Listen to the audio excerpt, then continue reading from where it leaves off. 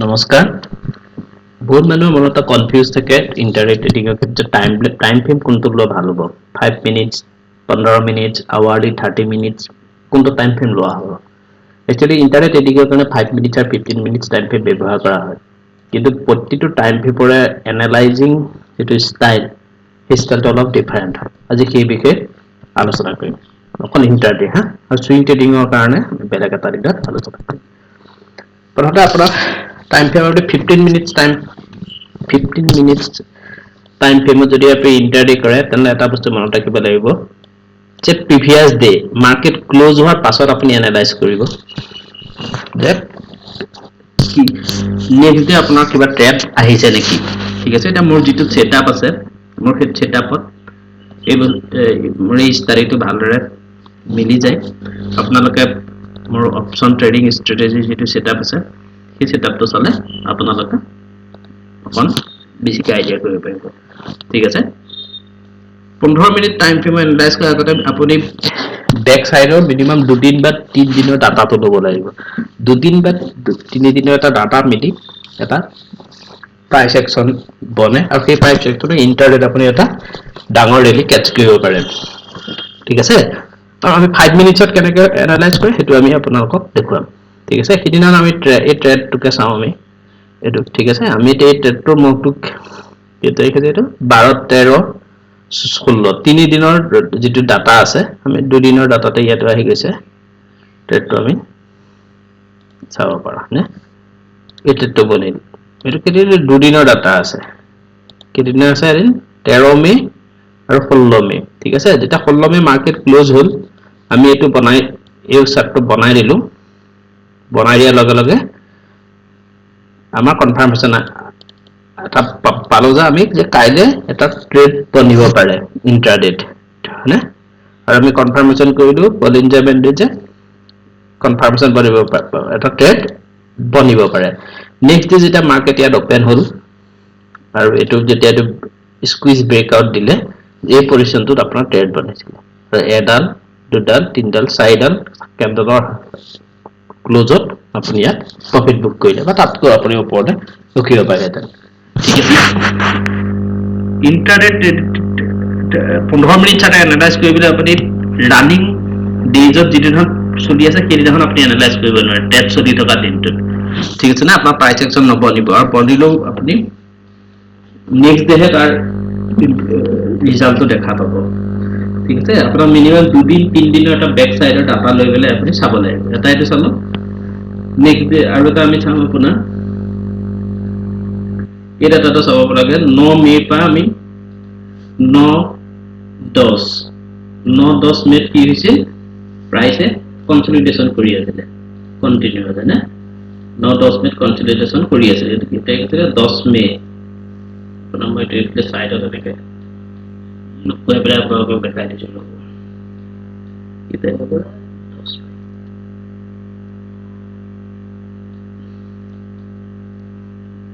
10 মে ঠিক আছে এটো ব্ৰেকআউট দিছে এটো আৱাৰলি চাৰ্টত আমি সুইং ট্ৰেডিং যেটা এনালাইজ কৰিম এটো সুইং ট্ৰেডিংৰ এটা সেটআপ বনাইছিলে যেটো আমি 15 মিনিটৰ চাম যে আগদিনা হল আমি মাৰ্কেট ক্লোজ হোৱাৰ লগে লগে আমি যেতিয়া ইন অফ দা ডে চালো যে নেক্সট ডে এটা আমি ভাল ট্ৰেডিং সেটআপ এটা ইন্টাৰনেট ট্ৰেড কৰিবলৈ আমি পাম এটো চলে কাৰণ এটো কনসলিডেশনটো ব্ৰেকআউট কৰি দিলে ঠিক আছে আৰু তাৰ উপৰি আপোনাৰ যেটো আমাৰ মোমেন্টাম ইন্ডিকেটৰ হেতু আপোনাৰ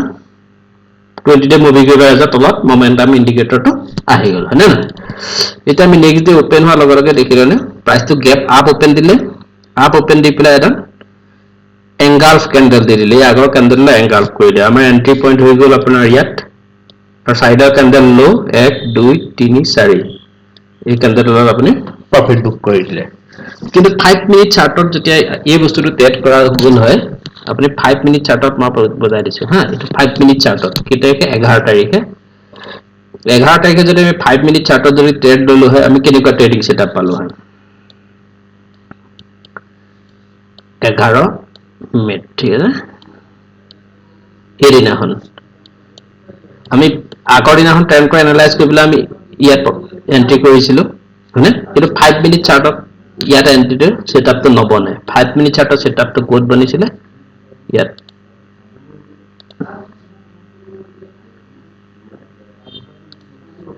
আপোনাৰ সেটআপটো ইয়াত বনিছিলে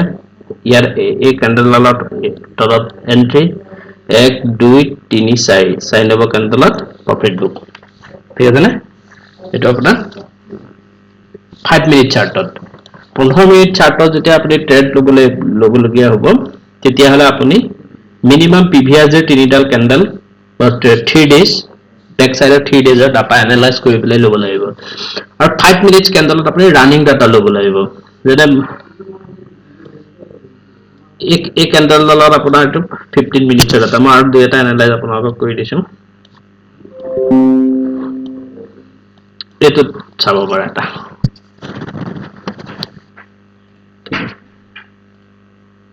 এটো ডাটা এটা বনি গল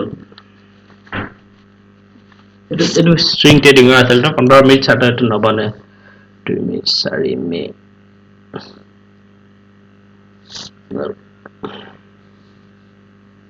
এদিনাখন বনিব পাৰে এদিন ডাটা চাবে ট্ৰেড লোৱা হৈছিল মই 12 25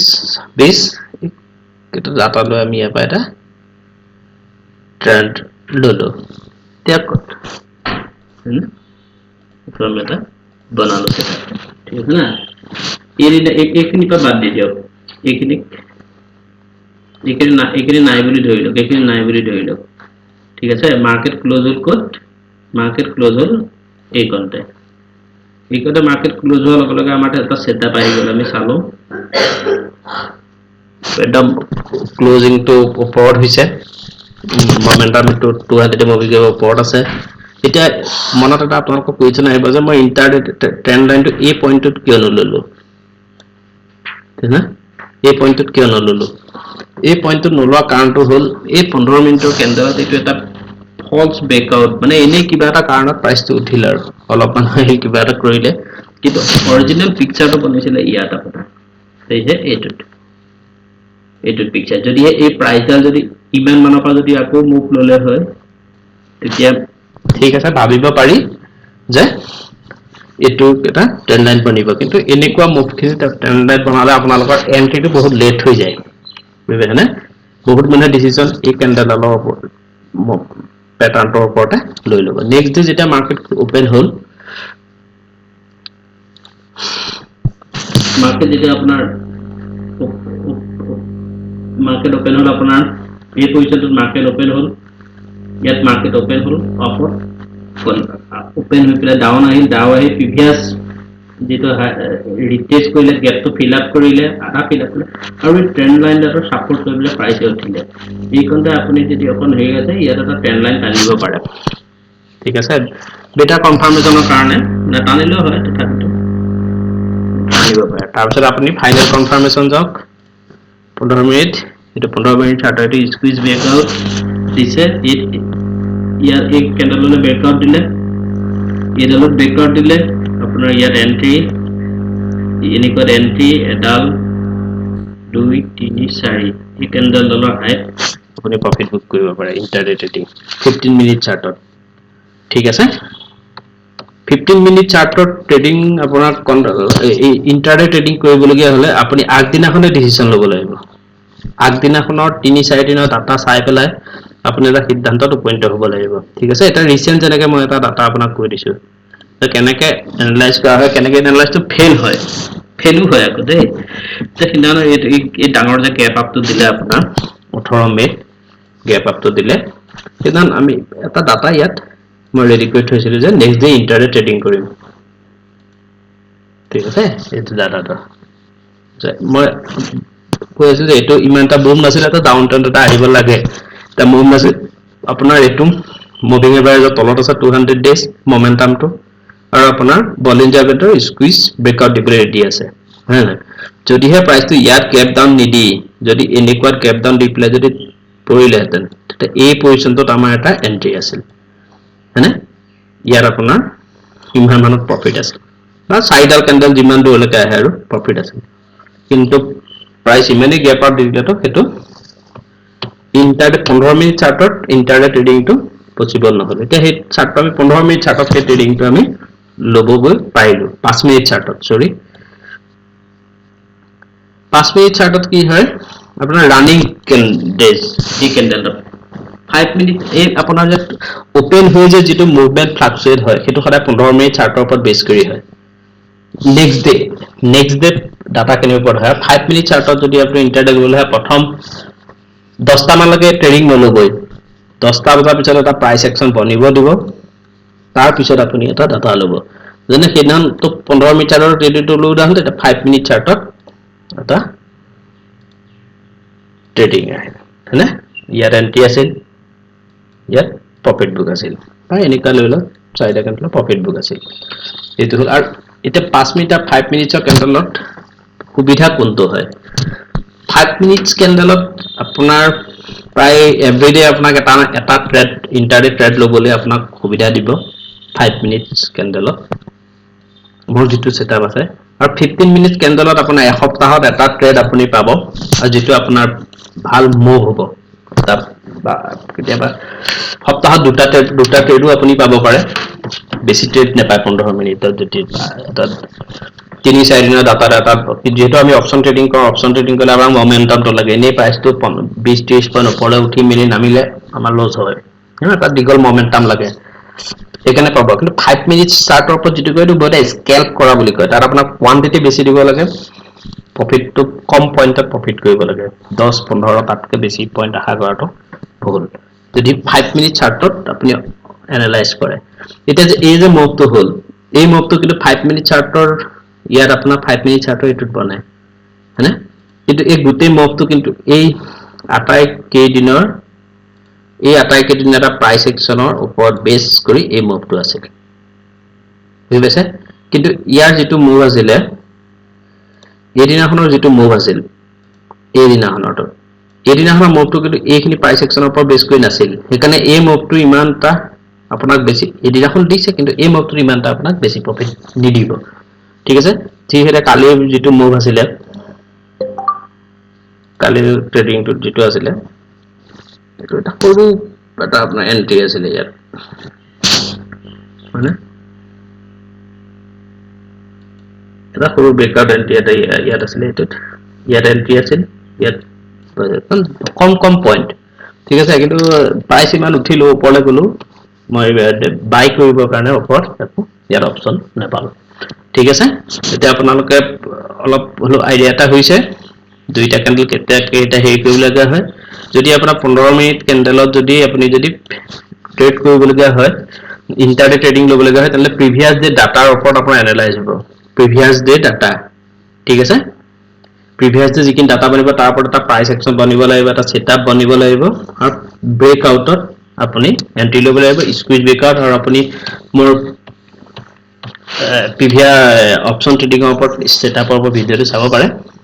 ঠিক আছে 15 মিনিট ট্ৰেডিং এনালাইজ কৰিবলৈ আপুনি প্ৰিভিয়াস 2-3 দিনৰ ডাটাৰ ওপৰত বেছ কৰি এনালাইজটো হ'ব 15 মিনিট ট্ৰেডিং কৰিবলৈ নেক্সট ডে ডাটাৰ ওপৰত বেছ কৰি আপুনি ট্ৰেড কৰিব 15 মিনিটত আৰু 5 মিনিটৰ কেণ্ডেলত ইন্টাৰডে ট্ৰেডিং কৰিবলগীয়া হলে কাৰেন্ট ৰানিং কেণ্ডেলৰ ওপৰত বেছ কৰি আপোনাৰ ইন্টাৰডে ট্ৰেডিং হ'ব ঠিক আছে আৰু 5 মিনিটৰ কেণ্ডেলত আপোনাৰ সিগনেল বেছি আহিব কিন্তু পইণ্ট কমকে পাব 15 মিনিটৰ কেণ্ডেলত আপুনি প্ৰিভিয়াস যে ডাটা এনালাইজ কৰিলে প্ৰাইস পইণ্ট কম আহিব আপুনি সিগনেল কম পাব কিন্তু আপুনি এটা ডাঙৰ ৰেলীত আপুনি পাৰ্টিসিপেট কৰিব পাৰিব ঠিক আছে আৰু ব্যাক টেষ্ট কৰিব ব্যাক টেষ্টত বহুত এনেকুৱা আছে দুইটা হেৰিতে এনালাইজ কৰিব পৰা ঠিক আছে আজিলৈ আহিছো মই ইয়াৰ পিছত আপোনাৰ সুইং ট্ৰেডিংৰ কাৰণে কোন টাইম ফ্ৰেমত কিটো এনালাইজ কৰিব লাগে তাৰ ওপৰত ভিডিও বনাম ওকে ধন্যবাদ